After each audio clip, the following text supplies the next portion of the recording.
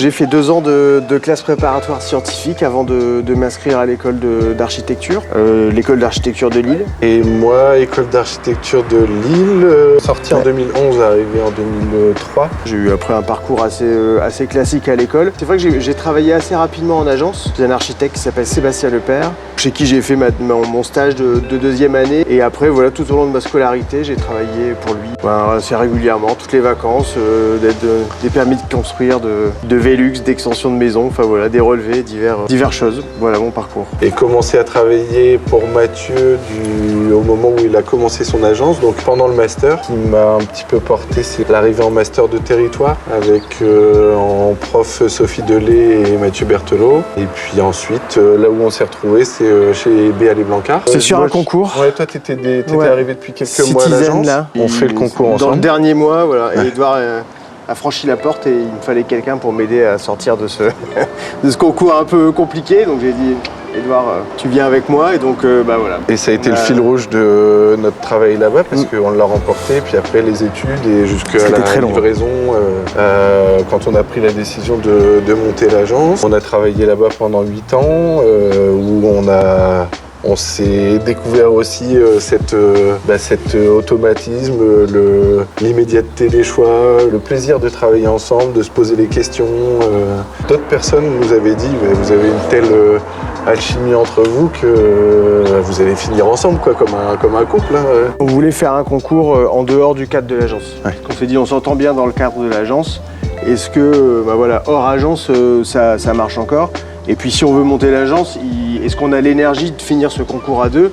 Donc si toutes ces cases sont cochées, on y va. Donc on a fait un premier concours d'idées sur la question du logement abordable à Besançon qui était lancé par UNSEM. Ça nous aimait bien ce rapport entre à sortir quelque chose de concret mais en réfléchissant à tous les tenants aboutissants d'un montage d'opération. Ça s'est bien passé? Ça s'est bien passé. Puis deuxième chose, là où on avait pris notre décision, Europan, concours d'idées européen qui a lieu tous les 2 ans, propose un site cette année-là, donc 2017, sur Lille. Et là on se dit, banco, là, gros concours, port de Lille, quand même une belle opportunité. Et puis le site était exceptionnel. On s'est lancé là-dedans, on a annoncé à Antoine et Ludo assez vite, 1 an avant de partir, qu'on souhaitait partir pour justement, comme on manipulait des choses de grosse échelle, pouvoir leur donner le temps de partir en douceur, mais en douceur. Et il se trouve que on part 30 novembre et puis le 1er décembre c'était cérémonie de remise des prix Europan. Donc c'est remise du concours en juillet et puis lauréat décembre. Qu'on est vite passé à autre chose, quoi. On a été appelé par la SPL Euralie,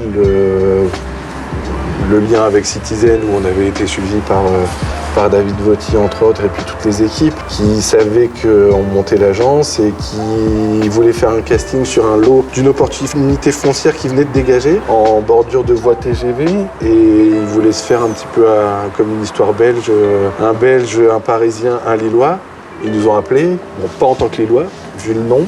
Et ils nous ont dit, on aimerait bien vous mettre sur ce sujet-là, par contre il faut vous associer avec un Belge. Et ils avaient pensé à Xavier de Guetter à l'époque, et nous on sortait de la Biennale où on était allé visiter, on avait vu une conférence de De Wildervinck qu'on suit absolument depuis leur début, et en fait au culot on les a appelés, puis on a fait équipe, et ça a été une grosse aventure. Une découverte complètement qui a été marquante pour nous de Yann, qui est un personnage qui est reconnu dans tout le monde de l'architecture et en fait qui est super humain et avec lequel on a réussi à avoir un travail assez riche. Assez abouti, ouais. Assez abouti.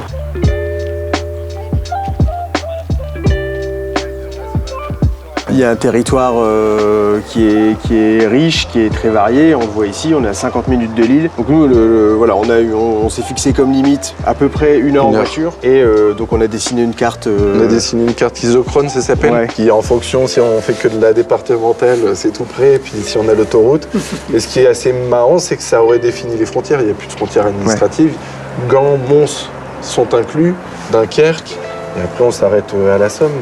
Donc voilà, il y a un terrain d'exploration qui est vraiment qui est important. On a la chance c'est assez urbanisé. Il y a aussi beaucoup de villages. Donc voilà, on est très attachés à déjà explorer tous ces territoires. On voulait montrer ça avec le nom de l'agence, où on voulait pas que ce soit nos noms, mais plutôt dire l'ancrage un peu transfrontalier avec cette culture qui est flamand, la riche, culture architecturale flamande surtout. Ouais. Quoi. Vous arrivez à travailler en Flandre ou pas? Alors, on y travaille. Cette première expérience s'est tellement bien passée que même eux, ils nous ont dit bon, il faut qu'on continue à candidater, etc. Il faut qu'on construise quelque chose ensemble. Donc, on fait 1 ou 2 candidatures par an avec eux. Et le but, oui, c'est de franchir la frontière parce que l'inverse est un petit peu plus simple. Une collaboration avec un bureau belge qui va venir en France se fait facilement. Par contre, c'est vrai que du côté belge, il y a une forme de protectionnisme. Donc en fait, le pied d'entrée, c'est Bruxelles. C'est d'abord Bruxelles. On a fait une candidature à Courtrai, c'était niette de chez niette, quoi. Donc c'est d'abord Bruxelles et ensuite revenir près de la frontière, je pense. Voilà. Factuellement, on est 2 essentiellement. On a là actuellement un étudiant à chez MoNP qui travaille sur un suivi de chantier et puis des stagiaires longs, des stages de 6 mois qui sont quasiment diplômés à l'agence. Il y a la volonté d'Edouard et moi de continuer à travailler, continuer à produire surtout et donc pas d'être dans le management pour l'instant. Voilà, on considère qu'on a encore beaucoup de choses à apprendre déjà sur notre métier et voilà, chaque bâtiment qu'on réalise, voilà, on s'aperçoit qu'on arrive à s'améliorer et à redécouvrir plein de choses. Donc tout cet aspect-là du métier de fabrication, vraiment de fabrication de l'architecture, on a envie de le conserver. Il y a la conférence de Bast, en effet, qui nous a un petit peu... c'est vrai que quand on monte son agence, on a toujours le modèle, il faut vite embaucher, donc il faut vite continuer à trouver du travail. Bast répond en disant, ils adaptent la quantité de projets, en fait, c'est l'inverse, c'est pas le nombre de salariés à l'activité, c'est en fonction de l'activité. C'est-à-dire que s'ils ont un gros projet, ils ont 1 ou 2 gros projets. S'ils ont des petits projets, ils en ont 7 ou 8. Donc en fait, voilà, c'est en fonction, ça qu'on parlait tout à l'heure de gros projets. Si on gagne demain un projet à 12 millions d'euros, dont acte, on va le faire. Mais on ne va pas accumuler à côté, on va peut-être arrêter de candidater pendant 6 mois, le temps qu'on avance dans les études. Donc on continue de candidater aux petites offres, aux petits équipements publics, etc. Parce qu'on sait aussi que quand ils demandent 3 ans ou 5 ans d'ancienneté de référence, ça va vite. Donc nous, étant une petite agence, on peut vite perdre le pas d'avoir des références qui nous permettent de répondre. Mais par contre, on joue aussi à l'opportunité où on va avoir un coup de fil de HBAT ou de Wilder qui est hop, candidature. Si on est retenu, on fait le concours. Mine de rien, nous, à l'échelle de l'agence, une prime de concours, quasiment une petite affaire. Transition toute trouvée sur écart d'argent maintenant. Déjà, le prix, avant le prix de l'équerre d'argent, on a eu le prix Eiffel. Donc on a été contacté par l'organisation Construire Acier. C'est Alice Bialetowski qui nous a dit vous êtes vraiment dans le casting, on va dire, de la première œuvre. C'est très première œuvre. Donc nous, on était là, mais en fait, quand on l'a fait, on s'est jamais dit on va aller chercher des prix. Nous, on travaillait, on était tout contents d'avoir un projet d'école avec Thomas, on faisait une maquette, on restait. Et non, c'est elle qui nous a dit, déjà, et la surprise d'avoir un article, en fait, sur le premier bâtiment. Et puis après, la visite, le contact est vraiment bien passé. Et puis elle nous a dit, franchement, c'est très ce qu'on recherche, c'est très ce qui est mis en avant dans le jury de la première œuvre de l'équerre d'argent. Le petit village, l'équipement, l'école, le rapport à l'existant. Aujourd'hui, c'est un plaisir d'avoir été reconnu. C'est vrai que c'est un plaisir aussi qu'on nous appelle des agences qu'on apprécie et qui nous demandent de candidater pour faire une médiathèque ici ou un groupe scolaire. Voilà. Après, on sait aussi qu'il y a beaucoup de tentatives. Finalement, il y a peu de projets qui vont aller aboutir. Ça nous permet aussi de rentrer en contact avec ces architectes-là. On discute, on sort un petit peu de l'agence, quoi. C'est ça qui est intéressant.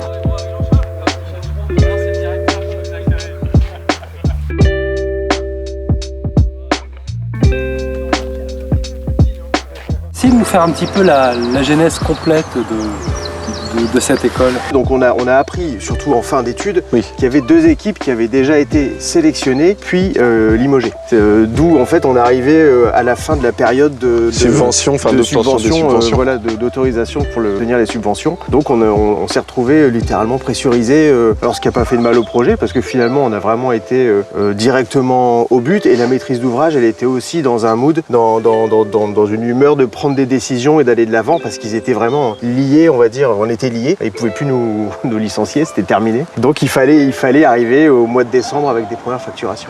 Comme le temps était très court, vous avez d'abord remis une esquisse ou plusieurs esquisses, comment ça s'est passé? On s'est emparé de ce site-là dont on va parler après, qui est complètement hétéroclite, en cœur de site, donc tout de suite venir implanter un bâtiment dans le sens de la pente pour pas venir contrer ce paysage dans lequel on est. On a une topographie qui est assez importante pour notre région. Nous, on travaille beaucoup en maquette et ça a été surtout pour eux une bonne aide à la décision parce qu'eux, pour le coup, ils avaient les projets d'avant en tête et tout de suite, il y a eu cette forme d'évidence qui est venue se mettre. Et d'ailleurs, je pense que en c'était place. le sujet des 2 premières esquisses parce qu'on a proposé un projet dans le sens de la pente, celui qui a été réalisé, et un Alors deuxième que projet où on venait installer des bâtiments parallèlement et non perpendiculairement à la pente. Donc c'est ce qui a lancé, on va dire, le projet, et eux, ils ont tout de suite adhéré à l'inscription perpendiculairement dans le sens de la pente, dans le sens de la longueur. Ce qui a été bien, c'est que tout de suite, comme ce sont des élus d'une toute petite commune, ils ont un métier à côté, donc les temps d'échange étaient tous les mercredis à 14h ici pour 3 heures. On rentrait, on retravaillait tout de suite dessus, ce qui faisait que le vendredi, on avait terminé notre boulot, on pouvait leur envoyer, puis on se revoyait le mercredi. Et ce qui a fait qu'on a stabilisé quelque chose assez rapidement. Puis c'était le début de l'agence, donc on avait aussi moins de charge de travail. On n'avait pas de chantier en cours, ce qu'on a aujourd'hui, ce qui est quand même assez chronophage. Donc on a vraiment pu se concentrer à 100% pendant ces 5 mois.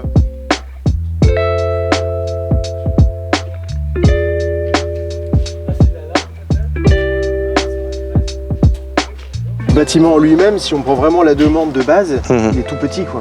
Il y a 3 salles de classe et une salle partagée. Donc C'est ça. c'est vrai qu'il y avait peu de complexité dans le fonctionnement, comme on peut avoir dans des programmes de groupe scolaire avec la cantine, des choses qui commencent à être compliquées. Non, ce que nous on a souhaité dès le début, on le verra après à travers ce mur rideau, c'était surtout d'être capable d'ouvrir l'école, de montrer le fonctionnement de l'école, d'intégrer l'école, le couloir, la circulation, les salles de classe à la vie du village. Comment vous avez amené votre écriture contemporaine dans le village?